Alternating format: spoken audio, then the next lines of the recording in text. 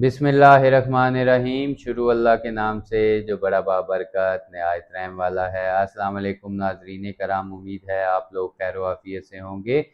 आज हम डिस्कस करेंगे हमारे माशरे में जायदाद की तकसीम का जो एक इंतहाई अहम और अक्सर उलझन का शिकार करने वाला सवाल जो अक्सर पूछा जाता है कि क्या पोता अपने दादा की जायदाद में से वरासत का हकदार होता है या नहीं होता। कुछ लोग कहते हैं कि बाप के होते हुए या बाप की वफात के बाद पोते का दादा की जायदाद में कोई हिस्सा नहीं बनता, जबकि पाकिस्तानी कानून इस बारे में कुछ और कहता है। आज की इस वीडियो में हम बात करेंगे इन दो बुनियादी सूरतों की जिनकी बुनियाद पर पोता को विरासत में हिस्सा मिलता है या वो इससे महरूम हो जाता है। और साथ ही हम मुस्लिम फैमिली लॉ ऑर्डिनेंस 1961 के सेक्शन 4 और कानूनी असूल यानी डॉक्ट्राइन ऑफ रिप्रेजेंटेशन को इंतहाई आसान अल्फाज में समझेंगे। तो वीडियो को आखिर तक ज़रूर देखिएगा ताकि विरासत से जुड़ा ये अहम मसला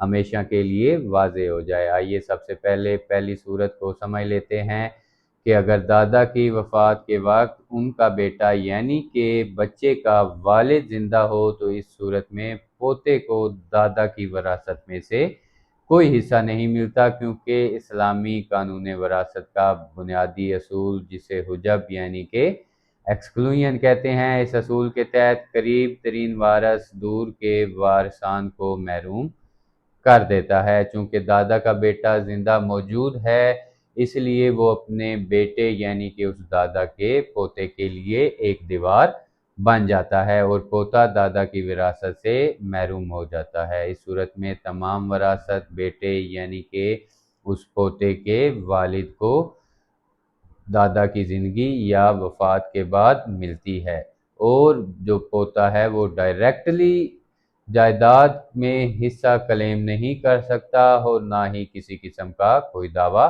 कर सकता है। और अब आते हैं दूसरी और सबसे अहम सूरत की तरफ जिसके बारे में अक्सर अदालतों में केसेस चलते रहते हैं कि अगर बच्चे का वालिद यानी कि उस दादा का बेटा दादा की ज़िंदगी में ही यानी कि दादा के वफ़ात से पहले फौत हो चुका हो तो ऐसी सूरत में फौत शुदा बेटे की औलाद यानी कि पोते या पोतियां जो हैं अपने वालिद की जगह खड़े होकर दादा की विरासत में से वही हिस्सा हासिल कर सकते हैं जो उनके वालिद को मिलना था अगर वो जिंदा होता। पाकिस्तान के कानून यानी कि मुस्लिम फैमिली लॉ ऑर्डिनेंस के सेक्शन 4 के तहत ये हक उन पोतों को फराहम किया गया है।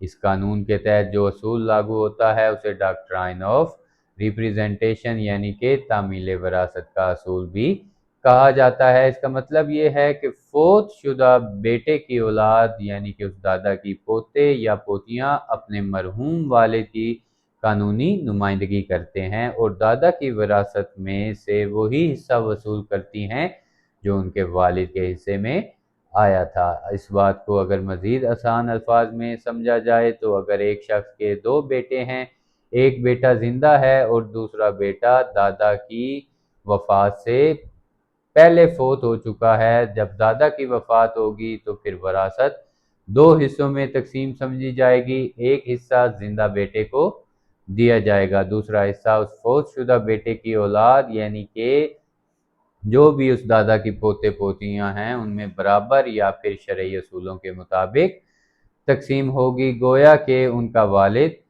उस वक्त जिंदा था। इसको ऐसे ही समझा जाएगा। अगर फौत शुदा की बेटी भी हुई तो वो भी अपने वालिद की जगह पर आकर इस असूल के तहत दादा की विरासत से हिस्सा हासिल कर सकती है। अगर इन पूरी बात को आसान मजीद अल्फाज में और इसका खुलासा करके समझें तो अगर दादा की वफात पर उनका बेटा जिंदा हो तो पोते दादा की जायदाद में हिस्सा हासिल नहीं कर सकते, लेकिन अगर वालिद दादा से पहले फौत हो चुका हो तो पोता या जो भी पोती होगी वो अपने वालिद की जगह मुस्लिम फैमिली लॉ ऑर्डिनेंस के सेक्शन 4 के तहत विरासत में से मुकम्मल हिस्सा हासिल कर सकते हैं। अगर आपको विरासत, इंतकाल या किसी भी जायदाद से रिलेटेड मसले से कोई भी इशू हो तो आप कमेंट सेक्शन में मुझसे पूछ सकते हैं।